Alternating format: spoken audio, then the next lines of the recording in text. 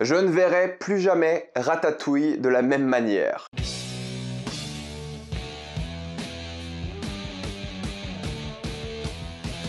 Everything, Everywhere, All at Once. Comme d'habitude, jusqu'à la minute indiquée dans le titre de la vidéo, il n'y aura pas de spoiler, sois peut-être tranquille, après on va tout spoiler. Everything, Everywhere, All at Once, c'est l'histoire d'une femme qui va être appelée à voyager à travers le multivers afin de sauver ce dernier, mais en même temps, elle devra gérer sa vie de famille à la maison et ses nombreux problèmes qui vont avec. Everything, Everywhere, All at Once, c'est un film qui est sorti récemment en France, hier pour le coup, je l'ai vu mardi soir en avant-première, mais c'est que d'habitude, je me couchais tard pour faire la critique pour le mercredi, mais là je suis trop fatigué avec le taf, je pouvais pas rester jusqu'à 3h du matin faire une critique pour la sortir mercredi soir. Jeudi midi, c'est bien, c'est le créneau du Rendal, donc ça passe. Blague à part, c'est un film qui est sorti il y a un moment déjà aux États-Unis et un peu partout dans le monde, j'ai l'impression, qui est sorti sur internet depuis des mois et des mois. Il est disponible vraiment à être regardé chez soi depuis longtemps, de manière illégale évidemment, ou alors avec un VPN, je crois qu'il est disponible sur certaines plateformes, à vérifier. Et c'est un film qui a eu tellement des critiques de fou parce qu'en fait il arrivait à un moment où Marvel pour le coup parlait de multivers, ils sont dans leur phase multivers et tout le monde disait que le vrai film de multivers c'est celui-ci. C'est celui-ci qui est inventif, qui est créatif et tout le monde comparait justement surtout Doctor Strange 2 qui était le film In the Multiverse of Madness qui devait justement être la folie du multivers et tout le monde disait si vous voulez voir un vrai film du multivers il faut aller voir le film d'aujourd'hui et ouais ils avaient raison. Mais c'est un film que j'attendais vraiment depuis longtemps parce qu'apparemment c'était un peu la renaissance pour Michelle Yeoh qui a quand même une carrière super intéressante surtout avec Tigre et Dragon qui est beaucoup référencé d'ailleurs dans ce film et j'ai vu pas mal d'interviews d'elle qui disaient que c'était un peu son film renaissance pour elle, c'était vraiment le film dans lequel elle mettait toute son énergie presque et ouais ça se ressent. Pendant longtemps on avait peur que ce film vu qu'il est déjà disponible en France de manière illégale ne sorte jamais au cinéma mais j'ai gardé espoir, je me suis dit j'attends quelque chose d'officiel et au pire je le regarderai chez moi mais j'attendais une sortie cinéma et je l'ai enfin vu au cinéma et je suis bien contente d'être allé le voir au cinéma. C'est cool de regarder des films chez soi mais s'il y a des films à regarder au cinéma c'est ce genre de films, des films qui ont l'air d'être des films de cinéma tout simplement, c'est con à dire hein. À la maison, à la télé, la majorité des films que vous voyez sur les plateformes de streaming c'est pas des films de cinéma, c'est des téléfilms à haut budget qui sont souvent très moches. Bon après c'est un film qui est sorti dans plein de pays déjà au cinéma donc vous l'avez sûrement vu depuis des mois mais si vous pouvez aller le voir au cinéma, si vous êtes intéressé par ce film, allez le voir au cinéma. Ce qui est intéressant avec ce film c'est plusieurs choses, c'est que d'un côté c'est un film de drame familial, c'est un film d'action, d'arts martiaux et en même temps c'est une histoire de multivers slash science-fiction et tout ça englobé d'un peu de comédie. C'est la dramédie de multivers parfaite pour le coup et il y a plein de choses que j'ai adoré dans ce film. Alors premièrement la chose qui est peut-être un peu banale, qui est peut-être évidemment logique à dire, c'est que c'est pas vraiment un film de multivers. Oui, il y a du multivers dedans, oui ça va voyager à travers différents multivers via une sorte de machine, oui c'est l'un des axes du film mais en vrai on s'en fout du multivers en soi. Le multivers c'est une sorte d'excuse pour raconter le drame familial de cette femme qui a des relations très compliquées avec en fait tous les membres de sa famille et ça va être elle qui va essayer de résoudre tous ces drames familiaux un par un dans le film et c'est ça l'histoire. Évidemment ça a décidé de passer vers le multivers et ça permet de créer plein de choses différentes. Premièrement ça permet d'aborder des thématiques qui sont super pertinentes je trouve parce qu'on parle de la vie d'une femme qui est pas heureuse à l'heure actuelle et qui a vraiment gâché beaucoup des relations de sa vie par sa faute, en tout cas c'est ce qu'elle pense. Je vous laisserai voir le film pour la réponse. Le multivers sert à évoquer des thématiques qui sont essentielles à la vie. Alors ça évoque évidemment la question d'être en vie, il y a un côté existentiel à la chose. Est-ce que la vie a réellement une importance? Ça c'est une thématique qui vient beaucoup, l'importance de la vie. Les regrets, ça c'est hyper important aussi. Il y a un truc qui est super intéressant, c'est que le multivers dans le film a plein de règles. Et tout le long du film on va vous expliquer un peu les règles du multivers. À un moment ça s'arrête de vous expliquer des règles. En tout cas au début du film on vous les explique et ensuite on joue avec un peu les règles. Et l'une des règles est que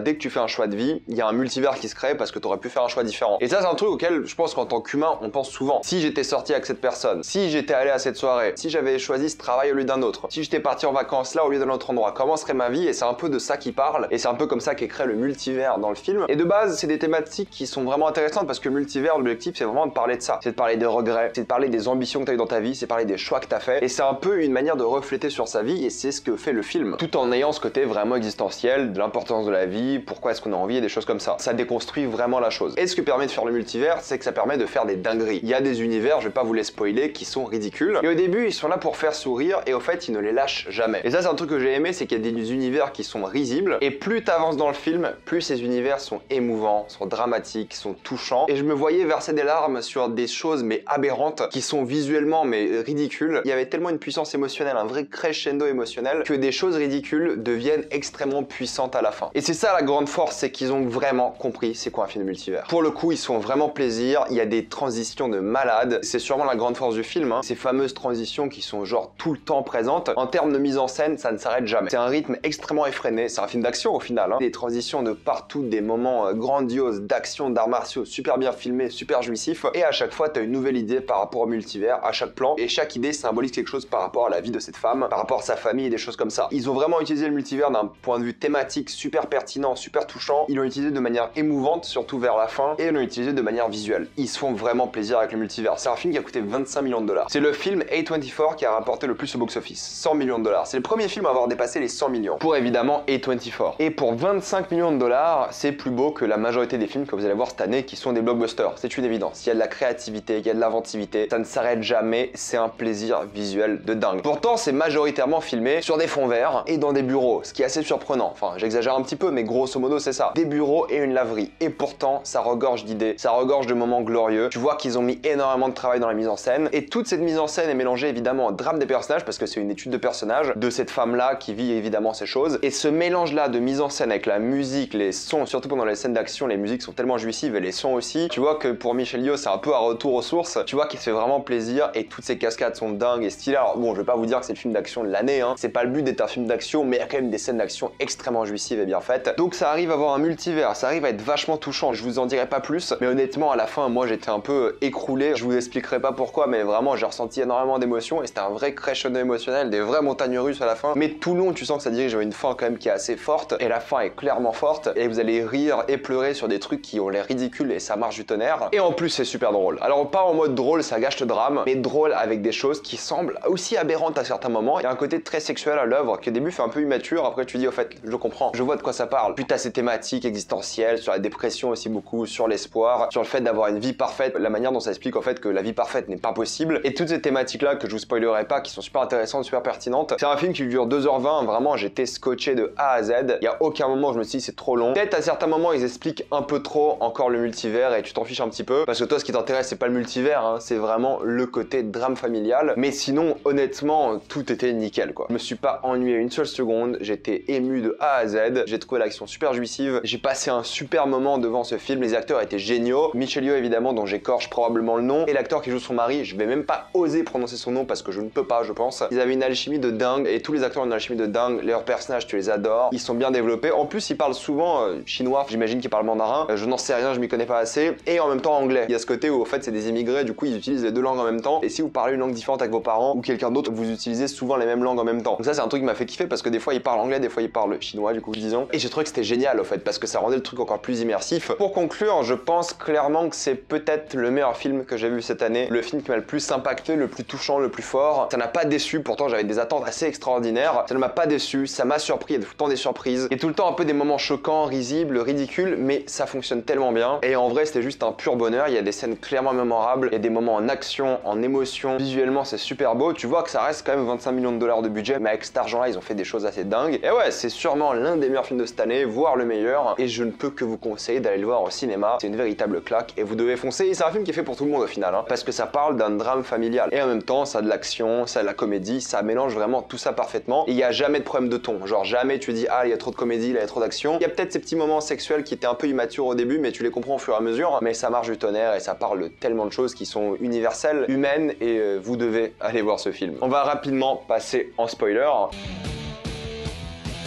C'est vrai que j'ai pas grand chose à dire par rapport au film parce que tout a été dit. La chose que j'ai beaucoup aimé, c'est qu'au début, tu penses vraiment que c'est une histoire à propos de cette femme qui veut résoudre la relation qu'elle a avec sa fille parce que la relation avec sa fille est chaotique. Mais au fait, non, elle va résoudre toutes les relations problématiques qu'elle a dans sa vie. L'une après l'autre, elle va les résoudre grâce justement à ce multivers où elle voit un peu sa vie de différents aspects, mais c'est juste une allégorie pour le fait qu'elle remet sa vie en question, elle va faire des choix différents et elle va réparer justement tous ces éléments problématiques de sa vie. Elle va réparer toutes ses relations. J'adore cette phrase du mari qui dit dans le multivers Kung Fu, qui est juste la vie de l'actrice au final à une certaine époque, il dit j'aurais adoré faire la lessive et les impôts avec toi. C'est tellement fort et il y a des moments tellement émouvants. La discussion avec les cailloux est grandiose au fait parce que c'est juste des cailloux qui parlent et tu sens vraiment l'émotion. Ça évoque ce truc un peu dépressif par rapport au fait de ne rien vouloir sentir, un peu presque nihiliste, rien n'a de l'importance, des choses comme ça, et ça va justement à l'opposition de ça en mode oui peut-être rien de l'importance mais ça veut pas dire qu'on doit pas faire du bien et c'est ça qui était peut-être un peu cliché. Bah toi en faisant le bien et des choses comme ça, d'accord, c'était pas la chose la plus originale mais ça rendait entendait bien l'écran, c'était bien utilisé, et elle va réparer toutes ces relations. Les scènes avec son mari étaient touchantes, les scènes avec Jamie Lee Curtis étaient touchantes aussi. Ils ont créé des antagonistes venant de la famille de cette femme, et ils les ont rendus au fur et à mesure des amis, et ça qui est fort, en plus d'avoir des scènes d'action qui sont super drôles. Moi, la scène d'action avec les gods, j'étais mort de rire, la deuxième, hein. Quant à ce saut pixelisé, incroyable, vraiment ça qui est drôle. C'était un hommage aussi au film d'arts martiaux, c'était clairement un hommage à la carrière de Michelle Yeoh. Tu vois que là, c'est un peu sa pièce maîtresse de sa carrière, et elle est pas à la fin de sa carrière, mais tu vois que là, ça fait partie de ces acteurs qui ont eu leur moment de gloire dans les années 90-2000, et qui reviennent avec un film qui parle un peu de leur carrière, et ça parle de sa carrière. Il y a plein de références à sa carrière, c'est multivers, c'est souvent sa carrière, ou voir sa vie à elle. Il y a même des extraits, je crois, de vraies vidéos de sa vie à elle sur des tapis rouges et des choses comme ça. Donc c'est un hommage à ses films d'arts martiaux, à sa carrière, mais c'est aussi un drame familial. Et ça qui est fort, c'est qu'au fur et à mesure, tu sens que la confrontation entre elle et la personne avec laquelle elle va justement se réconcilier est un crescendo émotionnel. C'est de plus en plus dur de l'atteindre, mais quand tu l'atteins, c'est de plus en plus émouvant. Et puis t'as tous ces moments dans le multivers, surtout ces combats, à chaque coup ça change de monde, c'est super bien fait, c'est super puissant, mais là où ça tape le plus, c'est le dialogue final, en plein milieu d'un parking, et c'est ça qui est fort. On pourrait en parler pendant des heures, mais le film parle déjà assez bien pour lui-même, c'est pas forcément très subtil, c'est vrai, c'est assez direct, mais vous avez compris les différentes thématiques, vous avez compris un peu les différentes émotions, les différentes philosophies, chaque personnage a une philosophie différente, et le but c'est de les lier à la fin, et ouais, ça marche du tonnerre, et c'est juste un super film avec une super fin, avec plein d'idées sans arrêt. Enfin bref, j'espère que vous avez adoré ce film, mettez-moi dans les commentaires si vous l'avez adoré ou pas, quelle était votre scène préférée du film. Je sais pas si je vais réussir à décider, j'ai beaucoup aimé la grosse dernière scène d'action, qui était vraiment intéressante, visuellement et émotionnellement, mais il y a quand même quelques pépites à droite à gauche, faudrait que j'en voie le film en fait, parce qu'il y avait tellement de choses, il était quand même assez dense. Simple à suivre, mais dense. La phrase des impôts et de la lessive, je pense que ça sera peut-être la phrase culte du film, et là cet impact tellement émotionnel, que je pense que les gens vont beaucoup se rappeler de cette phrase. En plus, encore une fois, c'était un hommage au film de Hong Kong de l'époque et des choses comme ça. Bref, c'est un énorme film, avec plein de références, des choses comme ça. Voilà, mettez-moi votre avis dans les commentaires. Comme d'habitude, pensez à vous abonner à la chaîne pour plus de vidéos. Mettez un j'aime, ça aide beaucoup la chaîne. Suivez-moi sur tous mes réseaux, et moi je vous dis à la prochaine fois.